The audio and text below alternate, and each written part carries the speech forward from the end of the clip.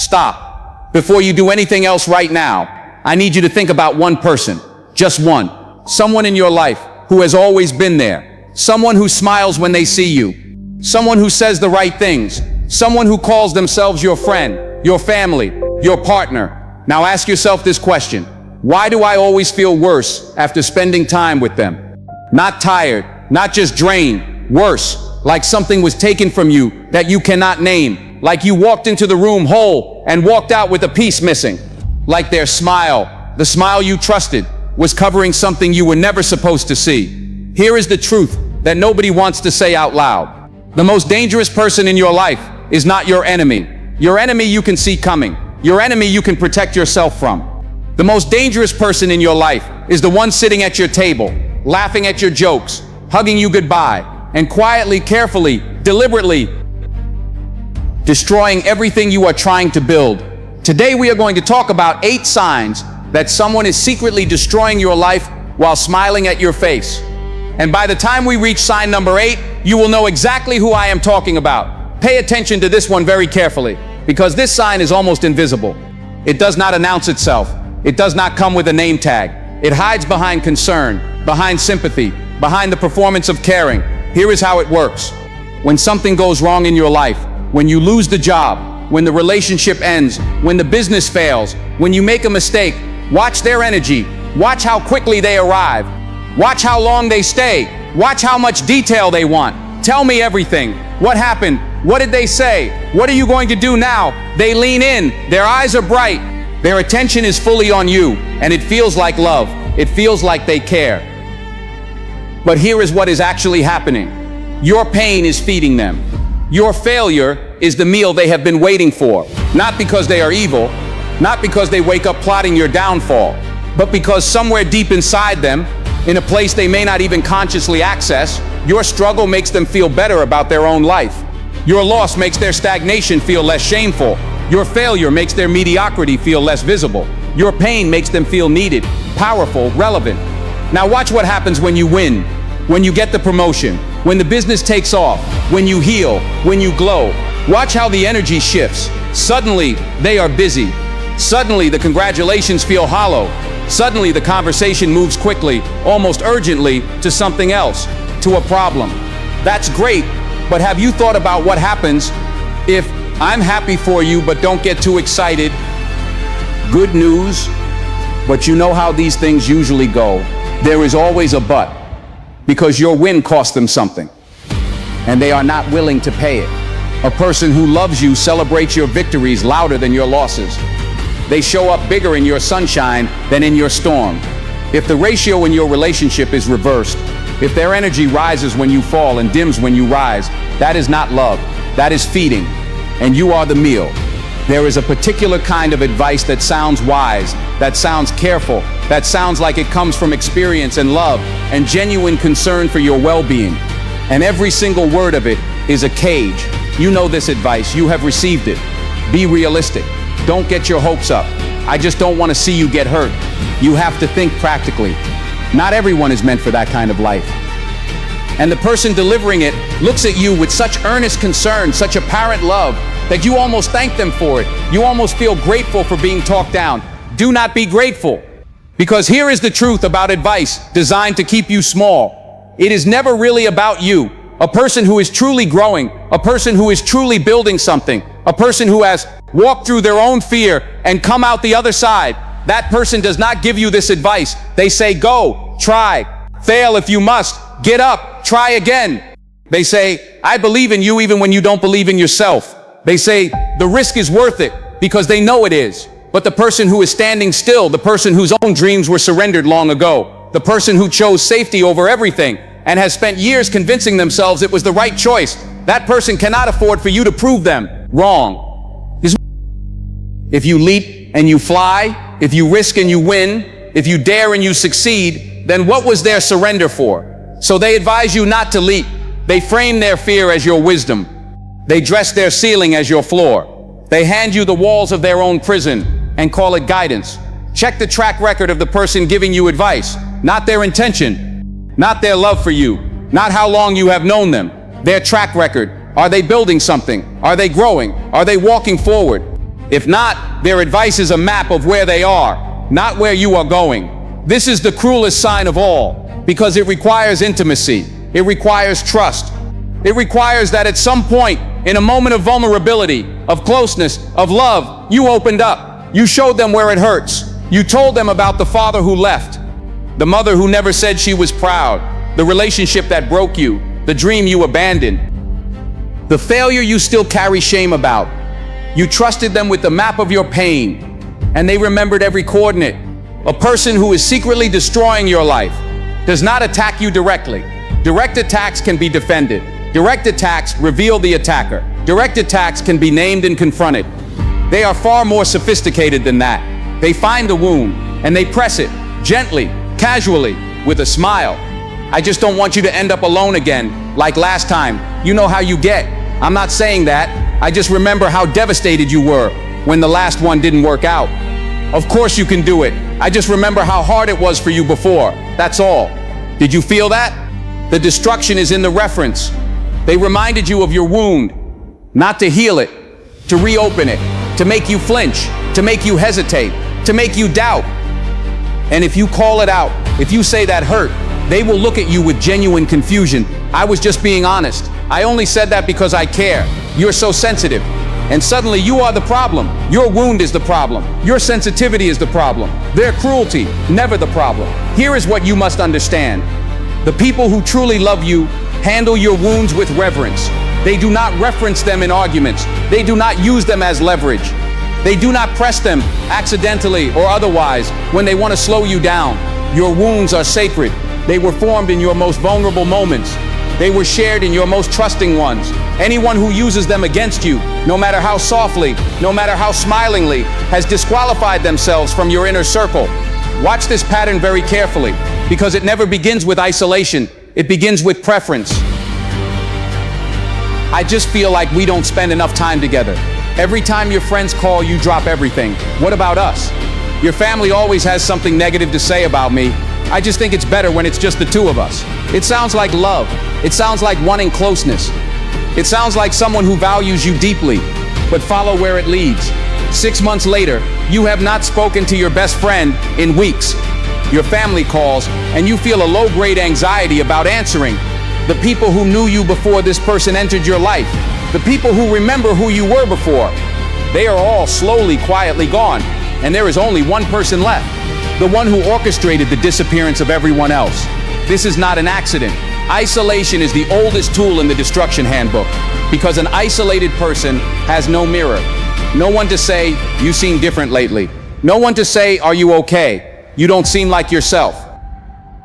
No one to say, I remember who you were before. Come back. Without those voices, without those witnesses to your original self, you have only one source of information about who you are. The person who is destroying you, and they will tell you exactly who you are. They will define you, slowly, softly, completely. You are lucky to have me. You are difficult. I am the only one patient enough to handle you. No one else would love you the way I do.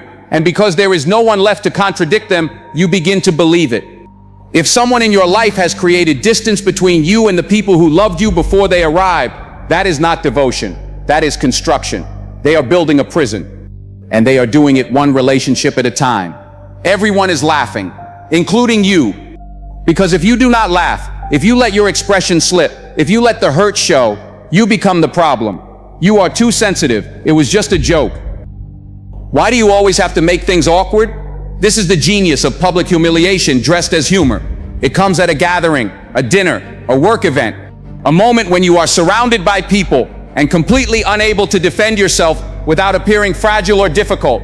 They make a comment about your weight, your intelligence, your past, your failures, your insecurities, the ones you shared with them in private, and they deliver it with a smile, and everyone laughs, and they look at you warmly, inviting you to laugh too.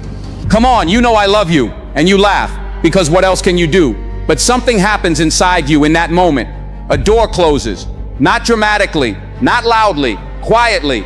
A small interior door closes, the one that was open to that person, the one that trusted them. And every time they do it again, every time they use the public stage to diminish you privately, another door closes, until eventually you realize Every door between you is shut, and you are standing inside yourself completely alone. That is what public humiliation disguised as humor does.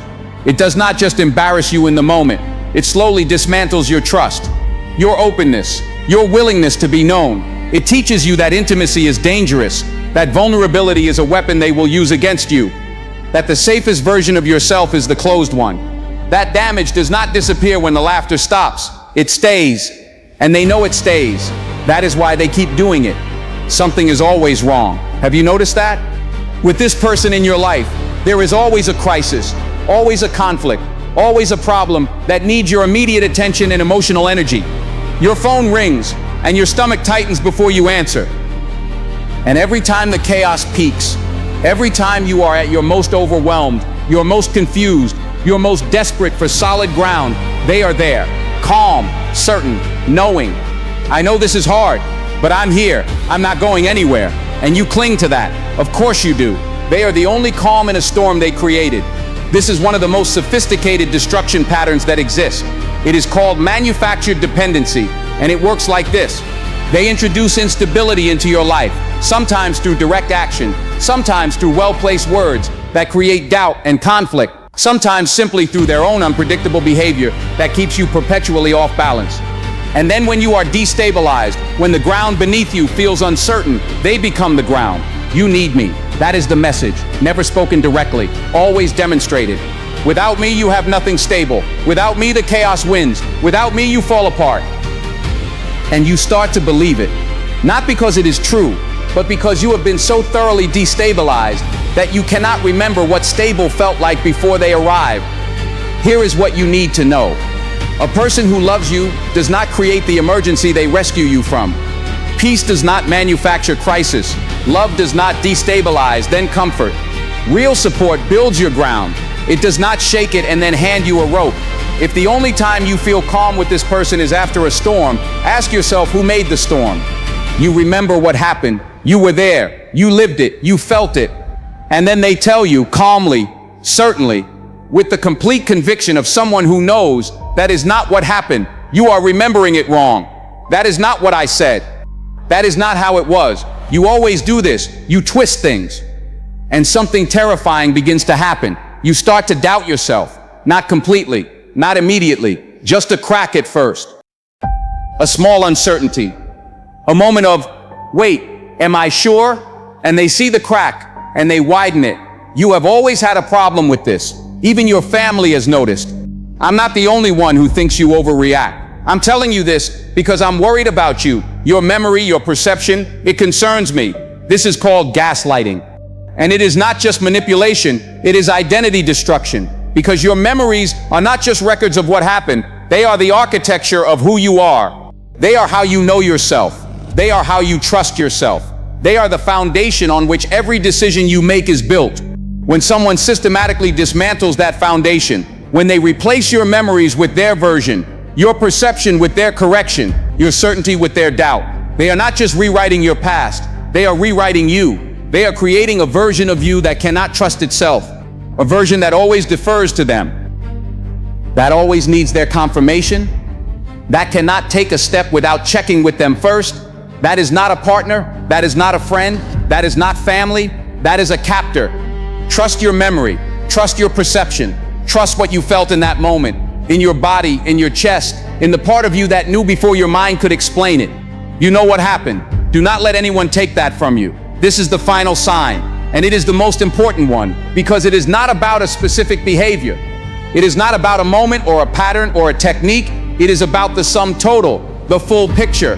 When you zoom out, when you look not at last week or last month, but at the last year, the last 2 years, the last 5, what do you see? Are you bigger? Are you more?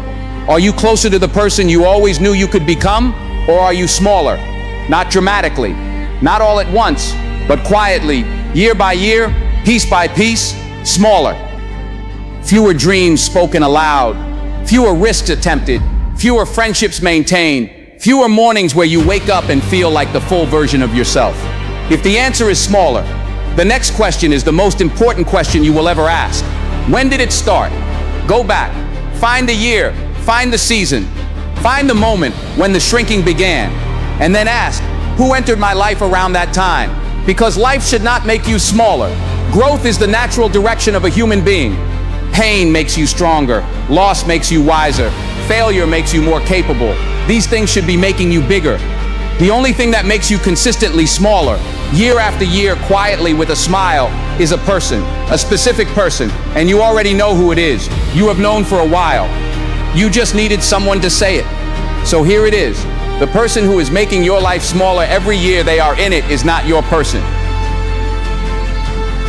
No matter how long they have been there, no matter what history you share, no matter how much it will hurt to acknowledge it, they are not your person. Your person makes you bigger. Your person makes you braver. Your person makes you more alive. Every single year they are present.